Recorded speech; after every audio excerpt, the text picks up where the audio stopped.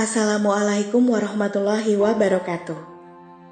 Bertemu lagi dengan Yahanana Channel.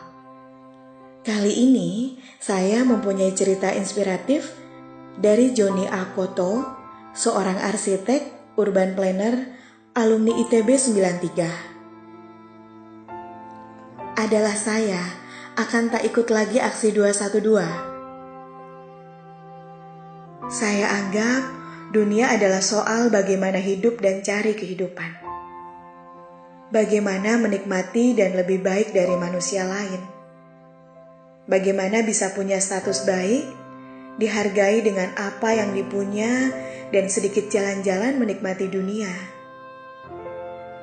Saya anggap orang yang maju dalam agama itu adalah yang berpikiran luas dan penuh toleransi. Saya anggap tak perlulah terlalu fanatis akan sesuatu. Tak perlu reaktif akan sesuatu. Keep calm, be cool. Janganlah sesekali dan ikut-ikutan jadi orang norak. Ikut kelompok jingkrang-jingkrang dan tak apalah itu namanya. Saya tak ikut aksi bela agama ini itu, kalian jangan usil. Jangan dengan kalian ikut saya tidak, artinya kalian masuk surga, saya tidak. Saya ini beragama loh. Saya ikut berpuasa. Saya bersedekah dan beramal. Saya bantu orang-orang, bantu saudara-saudara saya juga. Jangan kalian tanya-tanya soal peran saya ke lingkungan. Kalian lihat orang-orang respek pada saya. Teman pun aku banyak. Tiap kotak sumbangan aku isi. Saya masih heran, apa sih salah seorang Ahok? Dia sudah bantu banyak orang. Dia memang rada kasar, tapi hatinya baik kok. Saya hargai apa yang sudah dia buat bagi Jakarta. Saya anggap aksi ini itu hanya soal politis karena kebetulan ada pilkada. Saya tak mau terbawa-bawa arus seperti teman-teman kantor yang tiba-tiba juga mau ikut aksi. Saya anggap itu terlalu berlebihan dan terlalu cari-cari sensasi. Paling juga mau selfie-selfie.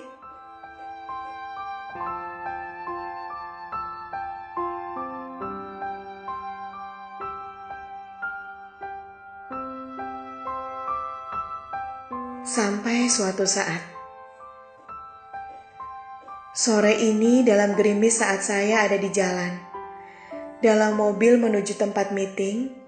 Dalam alunan musik barat yang berpapasan dengan rombongan pejalan kaki, saya melambat. Mereka berjalan tertib. Barisannya panjang sekali. Pakai baju putih-putih, rompi hitam, dan hanya beralas sendal. Muka mereka letih, tapi nyata kelihatan tidak ada paksaan sama sekali di wajah-wajah itu. Mereka tetap berjalan teratur, memberi jalan ke kendaraan yang mau melintas. Tidak ada yang teriak, berlaku arogan, dan aneh-aneh atau bawa aura mirip rombongan pengantar jenazah yang ugal-ugalan. Ini aneh. Biasanya, kalau sudah bertemu orang ramai-ramai di jalan, aromanya kita sudah paranoid. Suasana panas dan penuh tanda tanya negatif. Sore ini, di jalan, saya merasa ada kedamaian yang kulihat dan kurasa melihat wajah-wajah dan baju putih mereka yang basah terkena gerimis.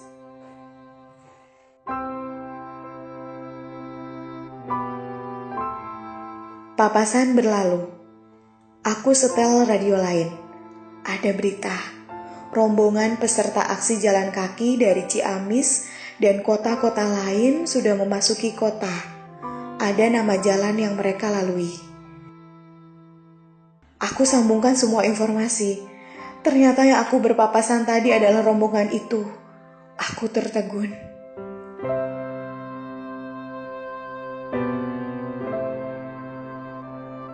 Lama aku diam. Otakku serasa terkunci. Analisaku soal bagaimana orang beragama sibuk sekali mencari alasan, tak kutemukan apapun yang sesuai dengan pemikiranku Apa yang membuat mereka rela melakukan itu semua? Apa kira-kira? Aku makin sibuk berpikir. Apa menurutku mereka itu berlebihan? Rasanya tidak. Aku melihat sendiri muka-muka ikhlas itu. Apa mereka ada tujuan-tujuan politik? Aku rasa tidak. Kebanyakan orang sekarang mempunyai tujuan bukan dengan cara-cara itu. Apakah orang-orang dengan tujuan politik yang gerakan mereka itu? Aku hitung-hitung, dari informasi akan ada jutaan peserta aksi. Berapa biaya yang harus dikeluarkan untuk itu kalau ini tujuan kelompok tertentu? Angkanya fantastis. Rasanya mustahil ada yang mau ongkosin karena nilainya sangatlah besar.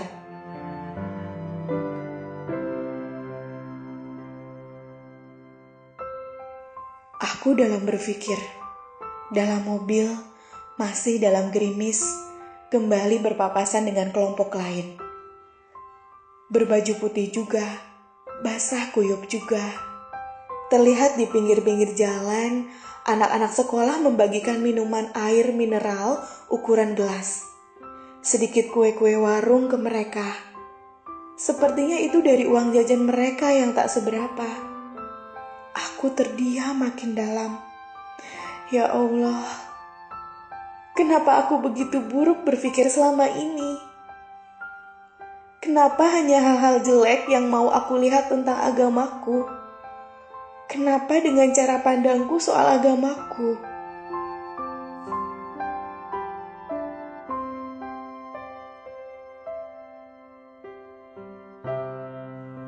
Aku mampir ke masjid, mau sholat asar. Aku lihat sendal-sendal jepit lusuh banyak sekali berbaris. Aku ambil wudhu. Kembali di teras. Kali ini aku bertemu rombongan tadi. Mungkin yang tercecer. Muka mereka lelah sekali. Mereka duduk. Ada yang minum. Ada yang rebahan. Dan lebih banyak yang lagi baca Al-Quran.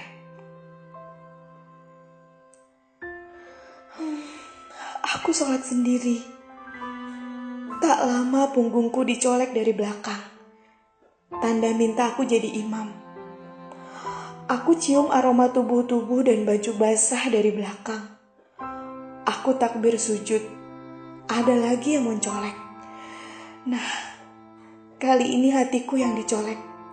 Entah kenapa, hatiku bergetar sekali. Aku sujud cukup lama. Mereka juga diam. Aku bangkit duduk. Aku tak sadar. Ada air bening mengalir.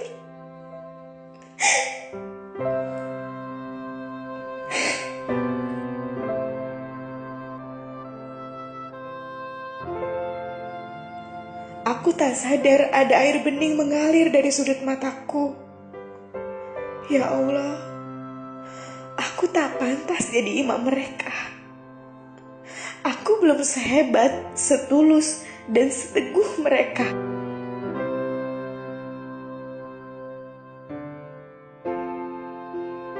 Bagiku, agama hanya hal-hal manis, tentang hidup indah, tentang toleransi, humanis, pluralis, penuh gaya, in style, bla bla bla. Walau ada hinaan ke agamaku, aku harus tetap elegan, berpikiran terbuka. Kenapa kau pertemukan mereka dan aku hari ini, ya Allah? Kenapa kau jadikan aku imam sholat mereka? Apa yang hendak kau sampaikan secara pribadi ke aku? Hanya 3 rakaat aku imami mereka. Hatiku luluh, ya Allah. Mataku merah nahan haru. Mereka colek lagi punggungku. Ada anak kecil usia belasan cium tanganku. Mukanya kuyu tapi tetap senyum. Agak malu-malu aku peluk dia. Dadaku bergetar. tercium bau keringatnya, dan itu tak bau sama sekali.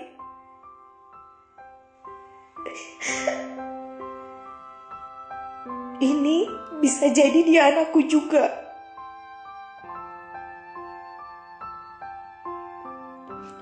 Apa yang telah kuajarkan anakku soal Islam? Apakah dia levelnya sekelas anak kecil ini? Gerimis saja, aku suruh anakku berteduh. Dia demam sedikit, aku panik. Aku nangis dalam hati. Di baju putihnya ada tulisan nama sekolah, SMP Ciamis. Ratusan kilo dari sini. Kakinya bengkak karena berjalan sejak dari rumah. Dia cerita bapaknya tak bisa ikut karena sakit dan hanya hidup dari membeca. Bapaknya mau bawa beca ke Jakarta, bantu nanti kalau ada yang capek, tapi dia larang. Aku dipermalukan berulang-ulang di masjid ini. Aku sudah tak kuat, ya Allah. Mereka bangkit, ambil tas-tas dan kresek putih dari sudut masjid, kembali berjalan, meninggalkan aku sendirian di masjid.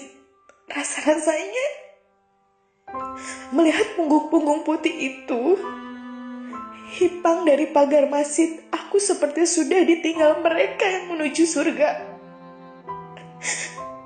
Kali ini aku yang norak. Aku sujud, lalu aku salat sunat 2 rakaat. Air mataku keluar lagi. Kali ini cukup banyak. Untung lagi sendirian. Sudah jam 5-an. Lama aku di masjid. Serasa terkunci tubuhku di sini. Meeting dengan klien sepertinya batal. Aku mikir lagi soal keislamanku, soal komitmenku ke Allah. Allah yang telah ciptakan aku, yang memberi ibu bapakku rezeki, sampai aku dewasa dan bangga seperti hari ini. Di mana posisi pembelaanku ke agama hari ini? Di mana posisi pembelaanku ke agamaku hari ini? Ada di mana? Imanku sudah aku buat nyasar di mana? Aku naik ke mobil. Aku mikir lagi. Kali ini tanpa rasa curiga. Kurasa ada sumbat besar yang telah lepas dalam benakku selama ini.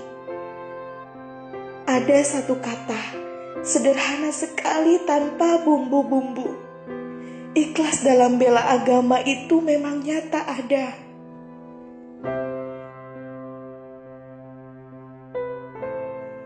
Aku mampir di minimarket.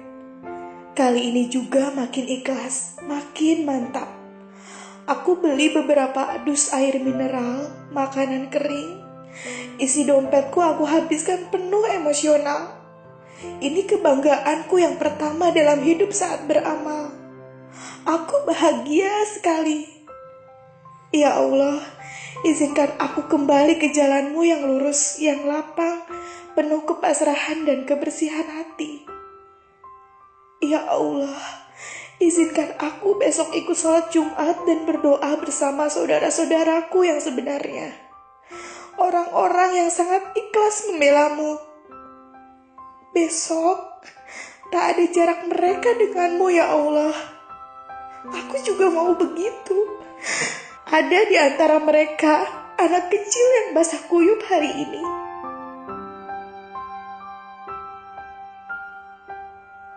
Tak ada penghargaan dari manusia yang kuharap. Hanya ingin kau terima sujudku. Mohon kau terima dengan sangat. Bismillahirrahmanirrahim.